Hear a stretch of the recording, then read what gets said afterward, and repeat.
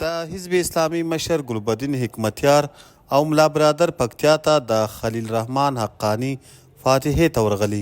ملا برادر او حکمتیار تازه د خلیل رحمان حقانی په اړه څه ویلي دي؟ که غواړئ چې په اړه یې پوره معلومات ترلاسه کړئ نو ویډیو تر پایه وګورئ. ملا برادر د خلیل حقانی په فاتحه کې د ګډون لپاره پکتیا ته تللی.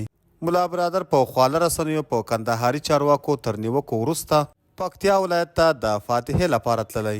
د اسلامي امارت د کورنیو چارو وزیر سراج الدین حقانی نن د شنبې په ورځ په خپله ایکس پاڼه له ملا برادر سره ګډ انځورونه خپاره کړي او ورسره لیکلي دي چې د رئیس الوزرا اقتصادي مرستیال او د ودانۍ سالار پتمن ملا برادر اخوند د شهید حاجي خلیل حقانی روح ته د دعا او فاتحې لپاره د پکتیا ولایت ګردې سیړۍ ته تشریف راوړ. د اسلامي امارت د کډوالو او راستنېدو چارو وزیر خلیل حقانی د تیرې چهارشنبې په ورځ د ماسپښین له لمانځه وروسته په خپل وزارت کې د یو ځانمرګي برید په ترڅ کې ووژل شو.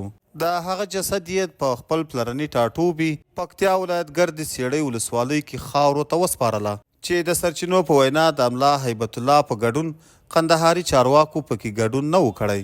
نن په 4مه ورځ د قندهاري چارواکو له ډلې ملا برادر اخوند د خلیل رحمان حقانی فاتحې ته د پکتیا ګردې سیړۍ ولسوالۍ ته تللی او هلته یې د وژل شوي حاجي خلیل له وراره او د اسلامي امارت د کورنیو چارو له وزیر سره د هغه په غم کې غم شریکه کړي او فاتحه یې ورته کړي.